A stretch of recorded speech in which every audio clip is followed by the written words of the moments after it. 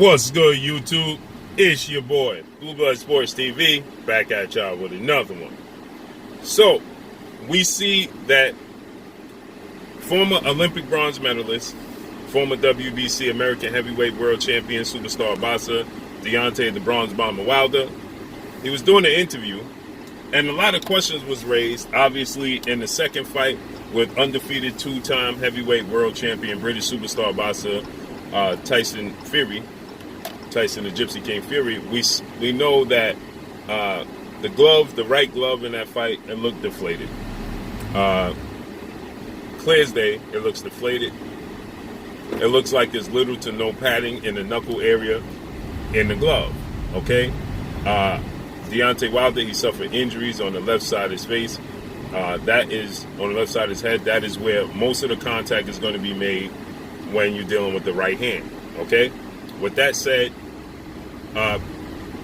we know that Deontay Wilder suffered, the inner ear was bleeding, and there was a dent on the left side of his head. You can see before and after pictures prior to the press conference prior to the second fight that took place February of 2020. You can see there's no dent, there's no injury there. Tyson Fury, yes, he's a very big heavyweight, 6'9", 273 pounds. Very, very big heavyweight. Tyson Fury is not a knockout artist. Never been known for his power. He's known for his unorthodox, slick boxing ability, his herky-jerky style. And in total fights, Tyson Fury has 4 career knockouts. Now, he has stoppage victories. That's accumulation punching, overwhelming your opponent. But he doesn't have one-punch knockout power. Okay, he's never displayed that in his entire career. With all the fights that he has, he's never displayed one-punch knockout power. In the press conference, oddly enough, leading up into the Trilogy match, you can hear his trainer now, who he's just had for one fight, Sugar Hill. He stated that he's happy that Tyson Fury has now developed one-punch knockout power. And that's kind of hard for him to know, because Tyson Fury, last time he fought was the last time Deontay Wilder fought. That was February of 2020. He hasn't had a fight since then, and he didn't one-punch knockout power Deontay Wilder. Deontay Wilder hit the deck twice, and ultimately Deontay Wilder's team, they threw in the towel. Right? His former trainer threw in the towel. So how would Sugar Hill know that Tyson Fury has developed one-punch knockout power? When has he been in the fight to display it? I'm sure he's not displaying it in sparring. He's not one-punch knocking out his opponents in sparring with huge gloves on and headgear. I'm sure that's not happening, okay? So with that said, when Sugar Hill stated in the press conference he's happy Tyson Fury now has developed one-punch knockout power. Well, at the age of 30 years old, being on the wrong side of 30, and having 31 fights in his career, 30 wins, no losses, 1 draw, that being to Deontay Wilder, 21 knockouts. But like I said, that is 17 stoppages, okay? 4 knockouts in his career. 6'9", he's 32 years of age. He's on the wrong side of 30.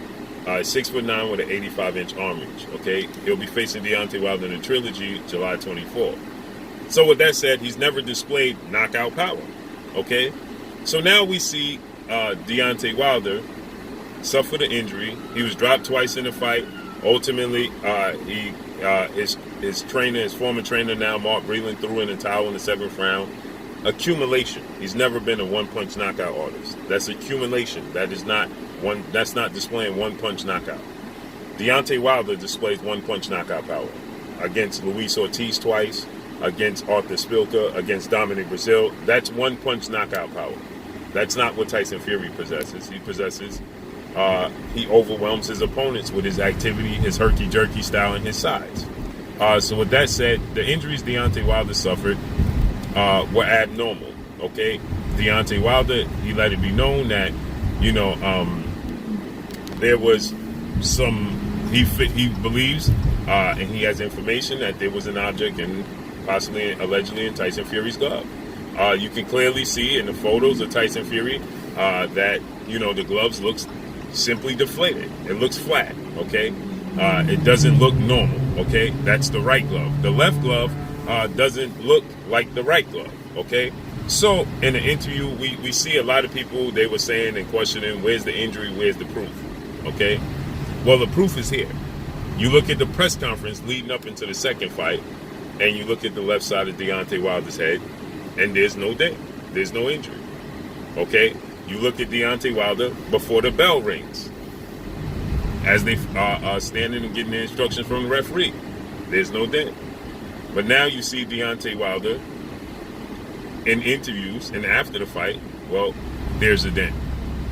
So this is just proof that Deontay Wilder has a leg to stand on when it comes to his claims, okay? People like to dismiss what takes place, the possibility of these things taking place within the sport of boxing, when we know there's a history in the sport of boxing, a long-lasting history of fighters and boxers looking to get an edge in the fight, okay? We know the world-famous Panama Lewis. All you got to do is look at a documentary. It's called Assault in the Ring. It's about Panama Lewis. It's about Panama Lewis. It's about Luis Resto. You know, you go look at that fight. I mean, look at that special. It's on demand on TV. It's called Assault in the Ring, and look at the history of that. The pattern was removed out the glove, and we know the rest is history. Okay. Then you can look at the situation with Antonio Margarito and Miguel Cotto. Okay. Look at the situation with Antonio Margarito and Miguel Cotto. Okay.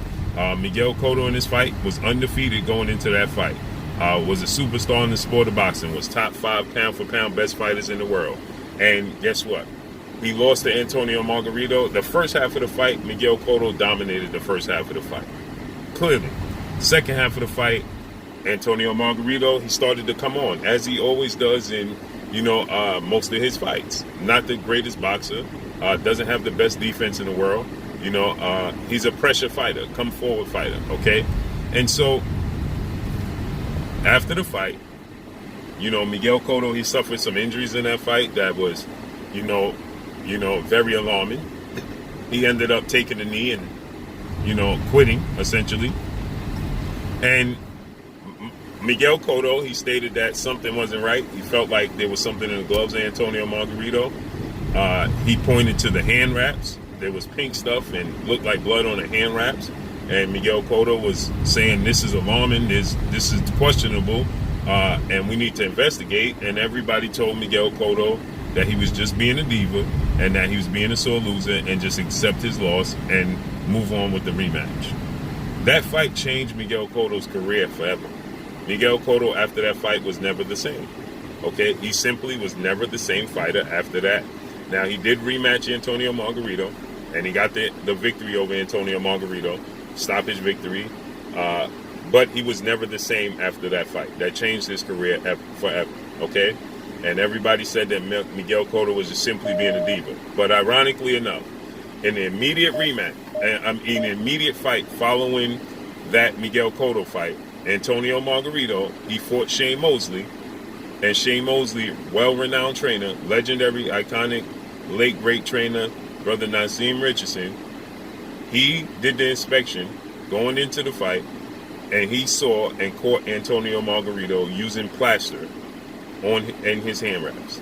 So it explained why the first half of the fight, or most of the fights with Antonio Margarito, he would get dominated, and then in the second half of the fight, he would come on. Why? Because at that point in time, the plaster would harden, giving him an advantage, and the other fighter is starting to wear down.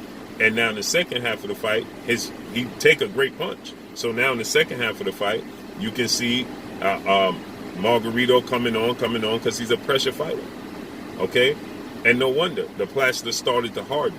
It started to kick in. And there he had the unfair advantage. This was not that long ago. This was actually Antonio Margarito, Miguel Cotto's fight. It wasn't that long ago. This was in 2008.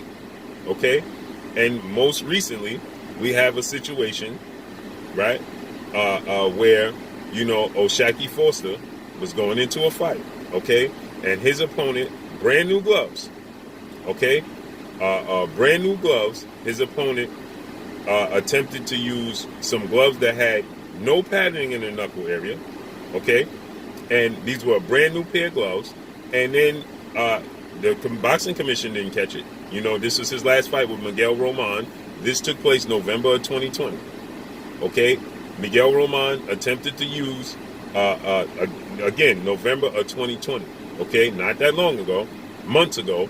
And a brand new pair of gloves came in, and they had no padding in the knuckle area. Oshaki Foster, manager and trainer, had to catch it, not the boxing commission.